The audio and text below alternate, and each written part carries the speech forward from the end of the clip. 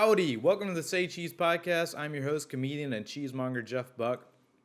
Today, no one is sitting with me. This is just going to be a solo episode, but we are recording video of this, so maybe you stream it via Spotify, iTunes, Stitcher, wherever you stream. You now have full visual ways of viewing this podcast. We are on YouTube, and I do edit the video shots of the cheese, pictures of things, and more into it, so maybe you like the medium you're on, but maybe you can give YouTube a shot, see if you like it. But maybe you think, his face is ugly. He's not even looking at the camera enough. He's reading off of a phone here and there. I'm going to keep just listening. That's fine. This is kind of a New Year's resolution for me. I want to start doing videos, getting more into this, learning this as well. I think it'll be a lot of fun. We'll see if it catches on. This is the first time I'm doing a video one, guys. I am going to go ahead and just kind of keep it short and sweet. I'm going to just... A fun thing I will do is when we get to the cheesy moments section of this podcast, I feel like I'm going to go ahead and just read a ton of them that I've gotten submitted by friends and fans of the podcast. We'll talk holidays maybe, and we're going to definitely talk about bread cheese today on this podcast. Before I get into that, I usually ask a guest, I say, guest, did you eat a lot of cheese growing up in the area you grew up in? And the guest will answer. So I'll ask myself that question. I grew up in Baton Rouge, Louisiana. Most people probably know that if you've listened to enough episodes of this. And growing up, I didn't eat a lot of artisanal cheeses, but I did eat a lot of cheese, a lot of bad cheese. I just had like cheesy pizzas from Domino's, had a lot of those cheese sticks, loved the Applebee's mozzarella sticks, Ate a lot of, my mom would get, cheese balls that you spread onto wheat-thin crackers. They'd be covered in, almonds. I don't remember the brand that it was, but just, a cheese dip balls, nice New Year's Eve cheese dip. Kind of run-of-the-mill one you'd get out of, Walmart or something like that. Nothing fancy. Even the squeeze cans. Remember the Goofy movie where the Pauly Shore's character made Leaning Tower of Cheesa? That's a deep cut for anyone that remembers that. I love that cheese. I was, really into not good cheese, cheese now that I would probably not enjoy eating because my palate has changed so much over the years. But I still credit those as development into appreciating cheese now, because now I have artisanal cheese and I'm like, oh my gosh, this is what I've been missing for so long. And so how I got into that, I guess transitioning growing up into better cheese, I got a job at a cheese shop in New Orleans, Louisiana called St. James Cheese Company. I was just cooking dishes in the back, cooking food in the back, and in the front was the retail shop of cheese, and it was a whole world I was ignorant to. But I fell in love with my job and the people there over the years, and I fell in love with cheese. And that's kind of my story as far as answering the question if I ate a lot of cheese growing up. So let's move on and go ahead and talk about the cheese we're going to eat today. This is bread cheese, baby. Bread cheese is a pasteurized cow's milk cheese from La Valley, Wisconsin. I've had this cheese once before, but I went ahead and selected it today for this solo episode because it's short and sweet and easy to talk about, and I like it as a quick little snack, so I'm going to snack on it as I eat this, or do this podcast. Eat the podcast. So bread cheese, it's made at Carr Valley Cheese in La Valley, Wisconsin. La Valley is about an hour and a half drive northwest of Madison, Wisconsin, if you guys know where that is. Great comedy scene in Madison, Wisconsin. I've been told. I haven't actually been, but I do want to get there. I think Madison seems like a cool place. Sorry if you hear me munching into the mic. I can't resist eating some of this cheese right now. La Valley is French for the valley. Very small town, La Valley, Wisconsin. There's about 1,200 people that live there, according to a census I read online, which was on Wikipedia. And on Wikipedia, they did say this. They said the town has its own website. And so I went to this website, lavalleytown.com, and their domain is no longer registered. So I don't know. Maybe someone out of that 1,200 people can get it back up. I wanted to learn more about their town. And aside from Carr Valley Cheese being there, the main reason people visit La Valley, or the main things they do there, is they like to visit the Lake Redstone there and the Dutch Hollow Lake. Those are two popular lakes. So, that's all I could really add. That wasn't very, the best info I've ever given on a place, but there you have it. But Carr Valley is huge. So let's talk about them. Straight from the website, I'll read what Carr Valley has to say about themselves. Owned and operated by the Cook family, Carr Valley Cheese Company is over 100 years old. What? Are you kidding me? I don't even have over 100 episodes of this podcast yet, and they have over 100 years of making cheese. That's awesome. Nestled amongst the rolling hills and lush pastures of central Wisconsin, we remain one of Wisconsin's traditional cheese plants, famous for making cheese the old-fashioned way. So they're still doing it the old-fashioned way. Carr Valley Cheese has won numerous awards over the years and continues to offer delicious and unique Wisconsin cheeses from our aged cheddar to our cocoa cardona. Try some of our quality Wisconsin cheeses and taste our tradition. Well said, Carr Valley. What a great description. And we are trying one of your famous cheeses, the bread cheese. But let me keep talking about them. I want to read up on this guy here, certified master cheesemaker Sid Cook.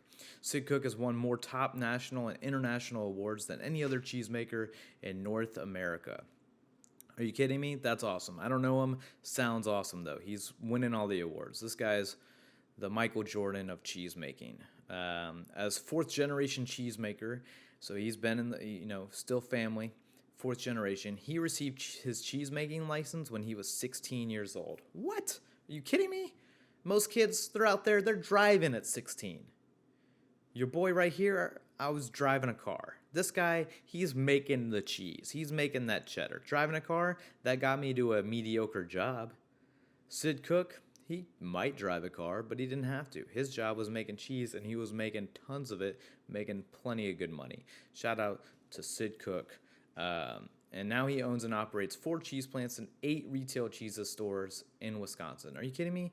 I don't even own an apartment. I rent this apartment in Mid-City, Los Angeles. This dude owns 8 retail stores and 4 cheese plants. Sid Cook, you're ballin', my man. Keep it up. I'm enjoying your cheese as I eat it, by the way. I'm loving it. As a company, Carr Valley Cheese began in 1902 and today is best known for producing high-quality artisanal aged cheddars. Using cow, goat, and sheep milks, Sid enjoys creating new cheeses, and Carr Valley now produces more than 50 original varieties. So he's in the kitchen, he's experimenting, cooking up some new cheeses. I'm loving it. He crafts cheese an old-fashioned way by hand. Okay, he's not using that machine stuff. You other cheesemakers might be out there doing that. He's getting his hands dirty.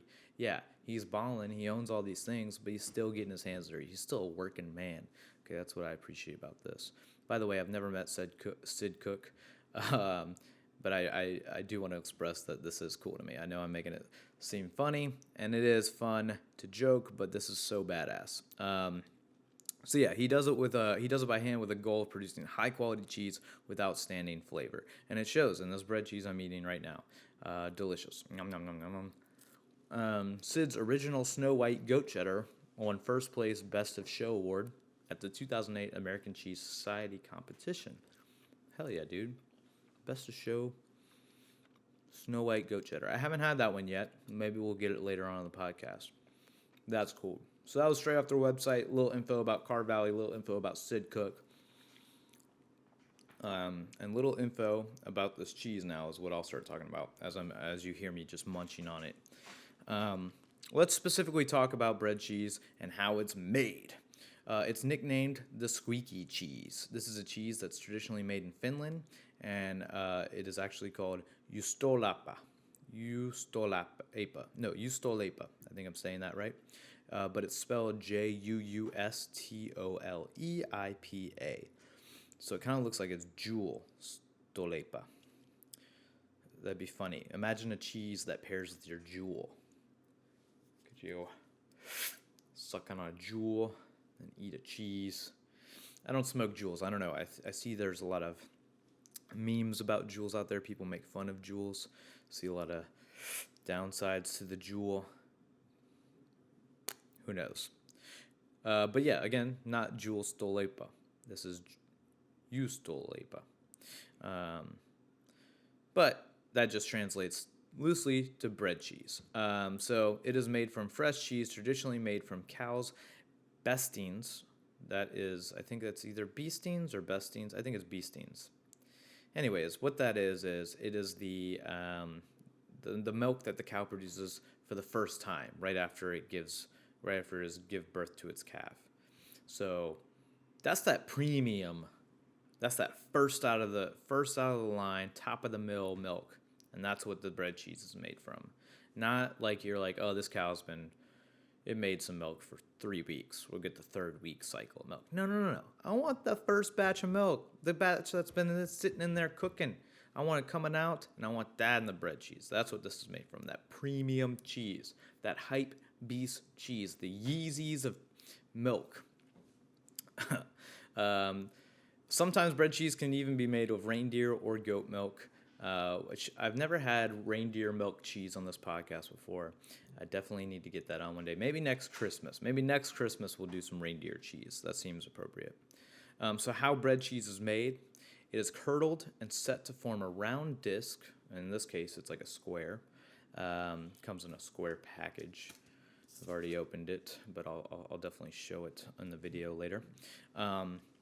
The milk is curdled and set to form a round disc from 2 to 3 centimeters thick, so it's a little thick there. Oh my gosh, I'm dropping bread cheese all over. I'm a mess. I've been munching on this all day. It's curdled, set to form round discs, centimeters thick. Afterwards, the bread cheese is then baked, grilled, or flame bed to give it distinctive brown or charred marks. As you can see, these charred marks on there. Or listeners, you can't see, but you could. Go to YouTube. Hey. It's got these brown charred marks around it. I believe Carr Valley, they say they bake theirs, if I'm not mistaken. It's good. It's so good. It's called that squeaky cheese for a reason, right? Because when you put it in, you can kind of hear it squeak on your teeth a little bit. I know it's hard to describe, but like you ever like eat something on the inside, like when you're munching on a potato chip, you hear that crunch, crump, crump, like inside in your head echo. So when you're eating this cheese, you kind of hear that squeakiness, like I don't know, I can't describe, whatever, you know what I'm saying. It's kind of got like a rubbery or spongy texture. I shouldn't say rubbery. That's not a good descriptive word. Like a spongy texture. Something appealing about that texture in this cheese. It just goes really well together. It's almost like if you had a cold Applebee's mozzarella stick, but without the breadcrumbs. This is kind of like a better version of a mozzarella stick. It's like a light breaded char on each side, but still got that like gooiness. The texture changes too, right? So you eat this cheese differently. You can eat it cold right out the package, like you would normally. Any cheese though, right? Or you can heat it up. And that's what I like to do. I like to heat it up just a little bit. Get a little more gooey in the middle. A little more stretchy, if you will. I heated this one up, but it's gotten back to room temp. I like to heat mine up in a skillet. I'll show a video of that. Put it in a skillet. But, you even dip it in your coffee. I'll show you. On their label right here, it says, makes a great breakfast, delicious snack, or wonderful dessert. Be creative. Dip it in your coffee, cube and microwave for 30 seconds, or saute in a skillet and top with jam, honey, walnuts, or syrup. So, you can just do anything with it. Dip it in coffee. I got some coffee here. I've been dipping it. I like to dip it in the coffee. I know that sounds weird, but actually it's kind of cool. It's like dipping a donut in your coffee. Why not just a little thing of cheese? It absorbs it well. The sponginess is great. And it's traditional. In Finland, it's traditional that they serve this with coffee as a side dish. Whether or not they dip it, I don't know if that's traditional, but it's good, man. Cheesy moments.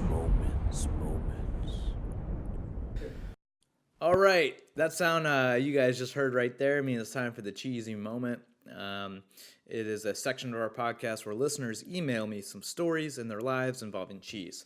They can be negative, positive, funny, or even sad. Doesn't matter as long as they're cheese related. If you have a cheesy moment you want to share with us, email us at saycheesepodcast@gmail.com.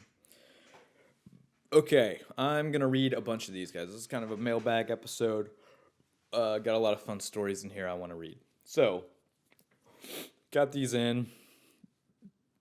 Submitted to me through my Facebook page. I won't say the last names of these guys to protect their identity a little bit, but a lot of them are just friends that want to share some stories. So we'll start with Jess. Jess sends her in, says, "It was the summer after my freshman year of college.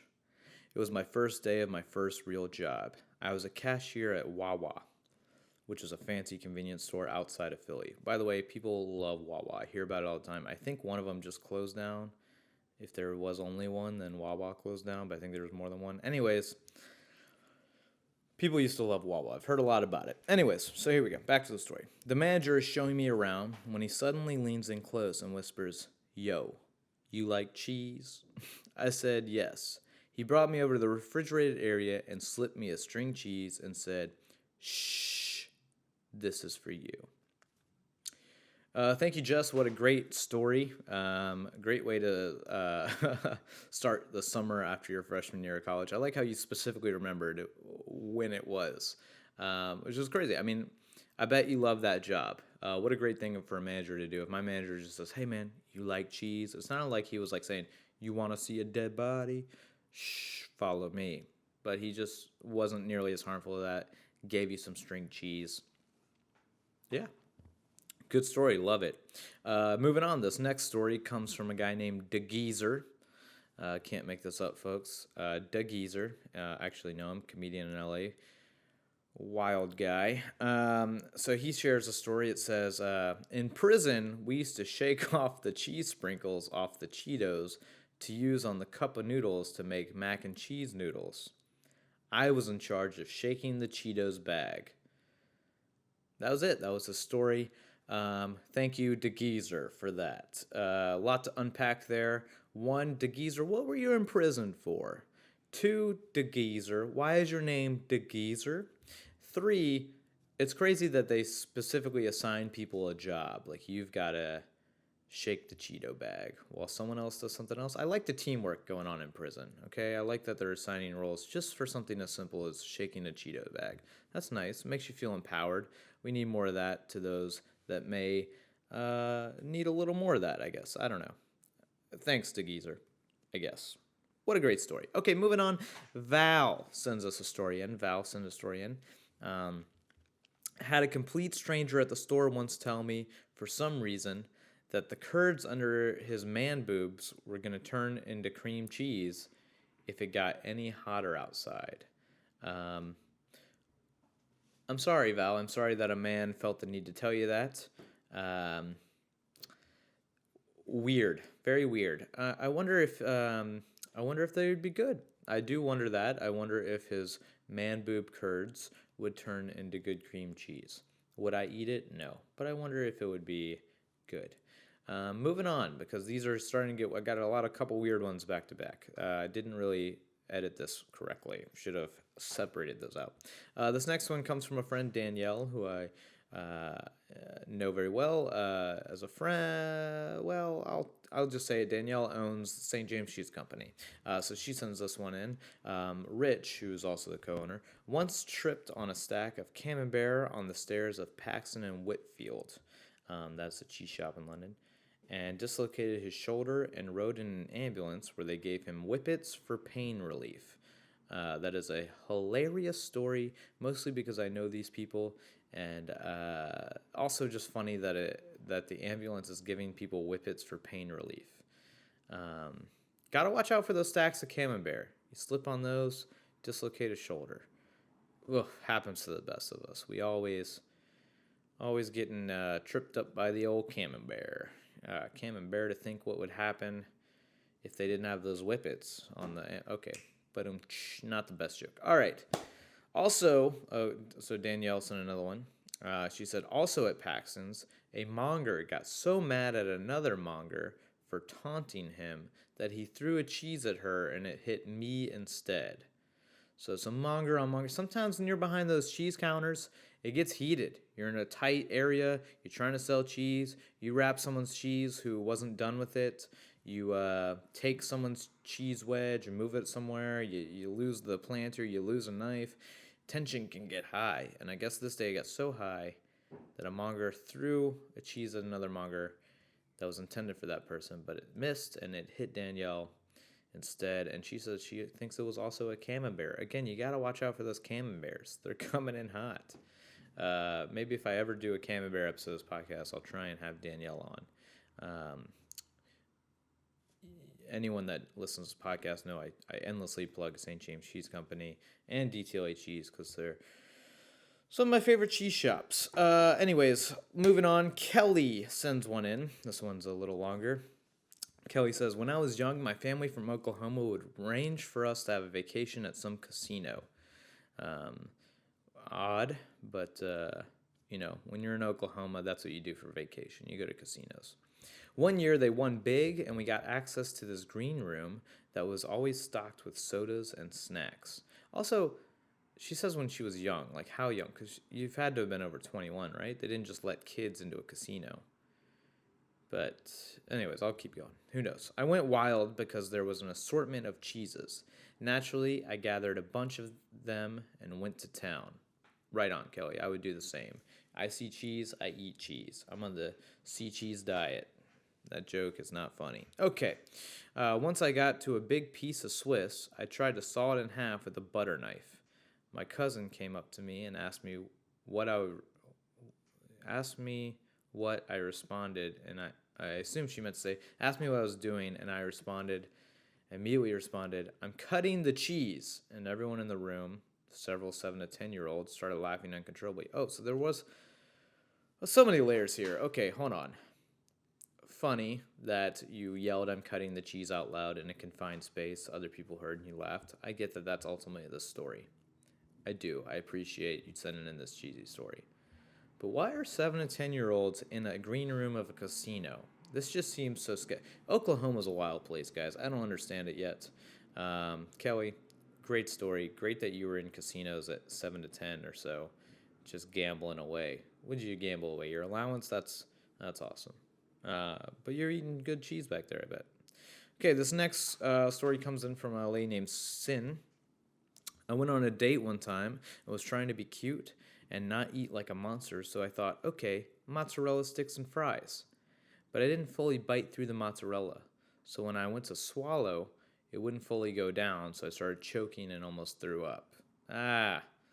Listen, I've been there, okay? Classic mozzarella stick mishap. I told you earlier, I love me some Applebee's mozzarella sticks when I was a kid, okay? I even told you bread cheese resembles a cold Applebee's mozzarella stick. I think I said that. It does a little bit. Look, you got to be careful when you mozz and you mozz stick. We've had a cheesy moment story from I think it was on an episode with Aaron, where he choked on like cheese pizza or something. Cheese, sometimes I feel like when you're eating cheese, you get this rush. It gives off endorphins. Some say endorphins similar to drugs. So you get all excited and you forget that you're eating. You got to slow it down. Glad you learned that lesson and you're okay. Because sometimes, but what a way to go. If I was to go, choking on cheese is the way I'd want to go, right? I say yes. Okay, this next one, last one we've got here. This has been fun. This is a good one. This one comes from Amber. My grandfather had a wheel of cheese he got in Europe in World War II that sat in his fridge from the day he brought it home to the day he died. He never tasted it. He always said it was for something special. So, grandfather, World War II cheese in the fridge, never tasted it. It's for something special, okay? Fun fact about my grandpa, you didn't fuck with his guns, his car, or his cheese. I love this dude. I'm in love with your grandpa, Amber. Don't fuck with his car, his gun, or his cheese. Solid rules he's established. So, when he died, my aunt and uncle didn't really know what to do with the cheese. It wasn't in the will. Who got the cheese? What would they do with the cheese? They eventually decided, serve it at his funeral. I love this story. I love it so much. Are you kidding me? You're serving the cheese at his funeral. That was off limits. And what about his guns? Did you guys also just trade guns at his funeral? Did you drive his car around the funeral as well? Was it like, Grandpa's done, let's just do all the things that we weren't allowed to do now at his funeral. Let's just fucking do donuts in his old school Jag outside. I don't know. I love it. I'm loving this story. So we've got my dead Gramps on one side of the room and this fucking cheese wheel on the other. And the service is over and my aunt goes to cut the cheese, but it won't cut. Of course not. This cheese has been in the fridge since World War II. Okay, this is awesome. Okay, I'm loving this. And then she starts laughing, and then my uncle tries and can't cut it either, and he starts laughing. And then people are bringing out their big pocket knives and hunting knives from the car, and nobody can cut this cheese. This is hilarious. This is like sword in the stone with cheese. I'm loving this story. It's like whoever can cut this cheese earns the cheese. This is great. I wish I was a fly on the wall at this, a fly on the cheese maybe at this. It's practically just a rock. Eventually, people are on the floor trying to chip it at it with knives, and someone brings a hatchet out. Are you kidding me? By the way, in parentheses, it says upstate New York family. Of course, someone had a hatchet just chilling in their trunk. Yeah, of course. They're probably like a juggalo or something. They're like, whoa, whoa, we're going to get this cheese open. I love it. So finally, the hatchet manages to break this cheese wheel into chunks, but it's gray and hard and it smells like rotten dust. Again, of course, I don't. If I was at this funeral, I'd be like, okay, let's cut this open, but we're definitely not eating it at this point, right? Everyone is laughing. What the hell do we do with this cheese? My aunt says she'll take it home and figure something out. I don't know, man. At this point, I love cheese, but this just sounds like a health hazard to me. I'd maybe throw it out. I'm no doctor, I'm no whatever, but this sounds crazy. So she did, and I have no idea what. So her aunt took it home, and Amber says she has no idea what happened to it. But the cheese really brought us all together that day, going from mourning to laughing and sharing good stories while everyone tried to stab a calcified war trophy.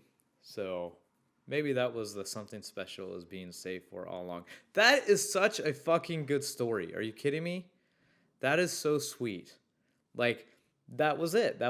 You're saving it for this hilarious moment at the funeral. You know what, Amber? It seems like you're living a hell of a great life and you have a great family. I'm sorry that your grandfather passed, but what a great story to come from that. And I'm so glad that you are able to, be so optimistic to share such a funny, great story. I love that. I need more stories like that. That's what we're looking for, man. I love all these stories I've read so far. This is always a segment. I'm like, all right, is this a good segment? Is it not a good segment? Because it's hard. It's hard to find people want to share stories about cheese, I feel like sometimes. Maybe I'm not just good enough, adamant enough about trying to get people to send them. But hopefully with this video series, I can start kind of pushing that more. Because I love a good cheese story, And what a cheese story that was. That was such a good story, Amber. Thank you for sharing. And yeah, I think I'll just wrap it up there. Let's end it on that. So let's end it on a hell yeah moment of there. So this is that episode, our first video episode. It's going to be, maybe it's good, maybe it's bad. I already can tell I'm not looking at the camera enough. If you're listening, I'm sorry if I made too many references to the visuals and you're like, I don't care, I'm listening. Again, this is the first one. I'm new at this, trying to do this on my own, but if you got tips for me, let me know. I'm open. Sign off in the comments. Hit that subscribe, smash that subscribe and like button. I always wanted to say that into a YouTube video. And yeah, so that'll wrap it up on this episode featuring Carr Valley's bread cheese. By the way, they have other ones. They have like a garlic bread cheese, chipotle bread cheese, I think. They've got tons out there. Check them out. So I want to thank Sid Cook, awesome Sid Cook, who I just read about. Hope to meet you one day, and then I want to thank everyone at Carr Valley for all the hard work you guys do into making this cool bread cheese, which I've learned that I actually do like dipping in coffee. I didn't think I'd like it, but I like it. Also, thank you, DTLA Cheese. They're one of the best cheese shops in LA, but there are plenty of great other cheese shops in LA as well. Let me just clarify that. Milk Farm is one I like. We're trying to get some Milk Farm employees on here. They're awesome. And then CMI's is coming up, Cheesemonger Invitational. I know a bunch of cheesemongers are going out there in San Francisco. I've had people ask, Jeff, are you going to be there? Not at this one, but I will hopefully be at the one in New York. But Jane from DTLA Cheese is going out there. Root her on. Say hey to her. Say hey to Stevie from St. James. She's a friend of mine who's going to be there. Say hey to James Gentry, who's helping produce a little bit of CMIs. Say hey to Adam. Obviously, he's in charge of CMIs. These are all friends of mine. So even if you're not a cheesemonger, you should go to the Cheesemonger Invitational. It's going to be such a fun time. I really just want to get that out there. I spent enough time on that. So yeah, shout out to DTLA Cheese. Come by, say hey to me. I'm usually working, whether it be retail or in the kitchen. You may find me. And come by every Tuesday to the Grand Central Market. We do our Say Cheese Showcase. This is where hopefully I can start putting in video clips soon of maybe some of the stand-up at the end of these episodes. We'll see if that's good or not. I don't know. But it's a great time. Every Tuesday we'll be doing it. We got a lot planned for January. January 14th, we're gonna do kind of like a hip hop night where we have Manis, who's been on this podcast before. We did the Calderwood episode with him. He's been on BoJack Horseman and Broad City. Some of his comedy songs have anyhow. So he'll come do some comedic hip hop. I'll do some funny songs. It'll be a good time. January 28th, we've got Vanessa Gonzalez on the show. She's also been, I think, episode 2, Dreamweaver. She was on this podcast.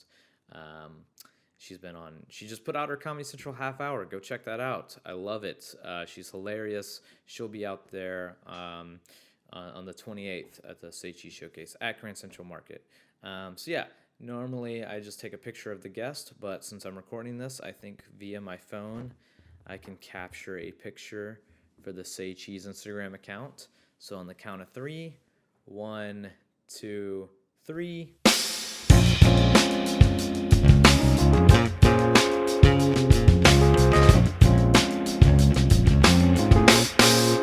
Say cheese. Say cheese.